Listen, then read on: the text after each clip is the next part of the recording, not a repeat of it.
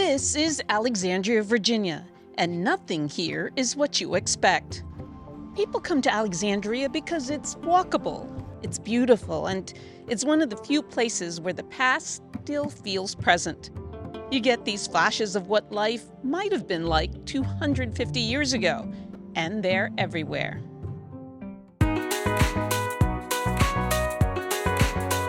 We're in Alexandria, Virginia, right across the river from Washington, D.C. on the east coast of the United States. It's a historic port city shaped by global trade, war, migration, and people searching for a new beginning. And the wild part? You can still see all of it on the streets today. Alexandria looks quiet, but it's always been in motion. Ships, trains, markets, and people shaping the city over centuries. King Street follows the original 1749 town plan, a grid inspired by Enlightenment ideas about order and walkability. These storefronts sit on foundations laid before the United States existed. Here's the part most people don't know.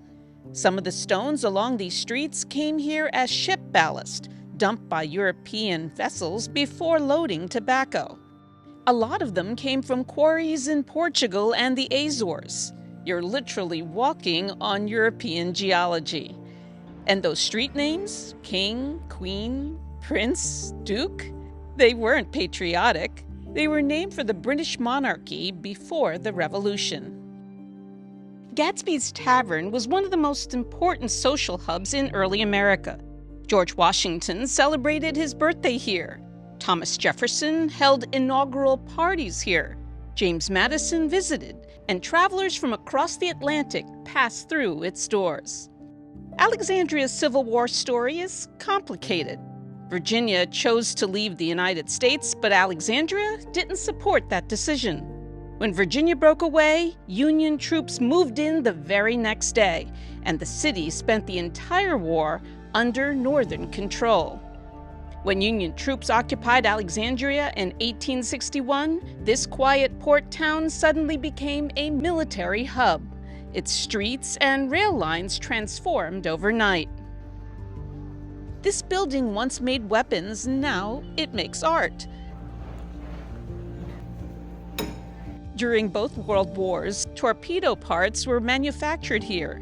If you look down, some of the original factory floor markings are still visible. A lot of the workers were women.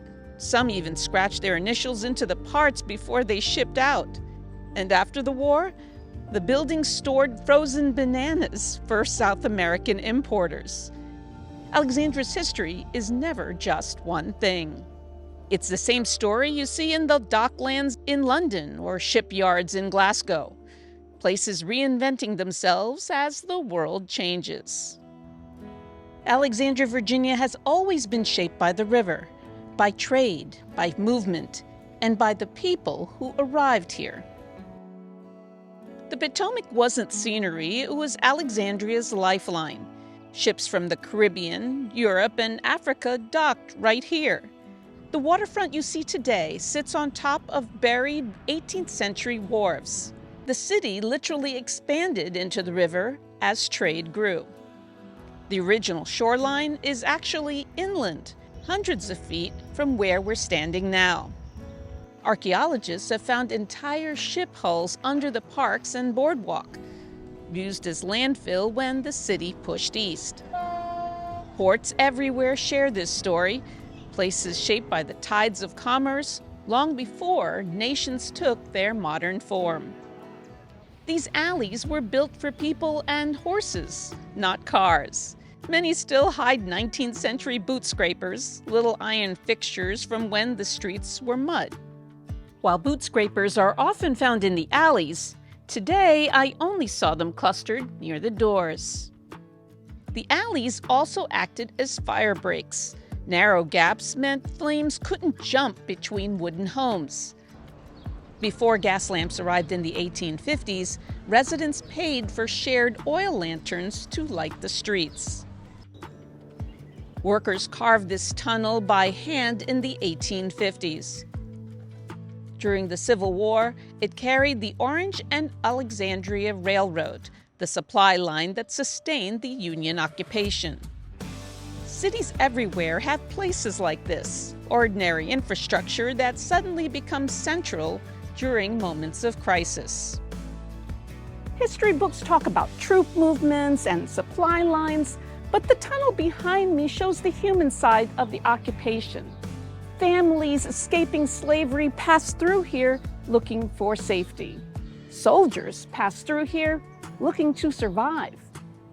Alexandria became a crossroads for people just changing their lives in real time. This part of Alexandria's story is harder, but it's important. About 1,700 formerly enslaved people rest here. Most arrived during the war, and many didn't survive their first winter, a season of cold, overcrowding, and illness. This cemetery was lost for decades, paved over for a gas station. It wasn't rediscovered until roadwork uncovered the graves. The memorial wall lists the names of people known or believed to be buried here, and symbolic markers like adult and child honor those whose names were never recorded. Alexandria isn't a museum. People live their lives inside this history. The 18th century street grid still shapes how people move. It's why the city feels so walkable today. Alexandria's streets are lined with 19th century homes, grand ones, modest ones, and a few that are only 7 feet wide. Old Town has some of the prettiest historic houses in Virginia, and then it has the spite houses, tiny little buildings born out of pure frustration. This little slice of a house, it was built because the owner was done, absolutely done, with wagons scraping his walls as they cut through the alley. So he built a house just to block the path. It's the kind of solution you come up with after one wagon too many. And that bright blue color? It's a sky-colored shade called paint blue, a fitting touch on a house that was built to make a point. But Queen Street isn't the only act of architectural pettiness in Alexandria. Over on Prince Street, there's a second spite house, a tiny brick one built for the same reason. Stop the traffic, stop the noise, stop the chaos. It's smaller, quieter, and easy to miss, but the attitude is the same.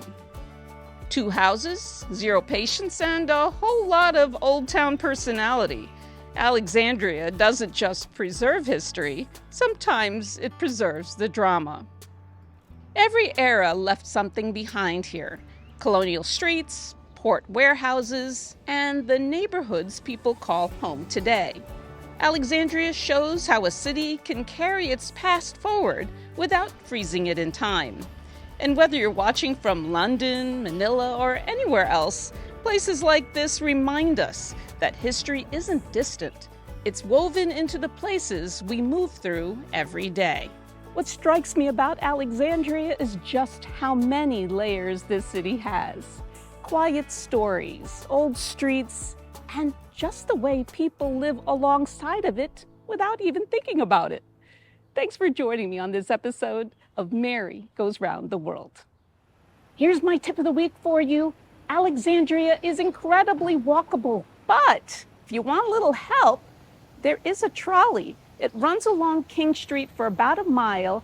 Every few minutes it comes by, and it's free. That's my tip of the week for you.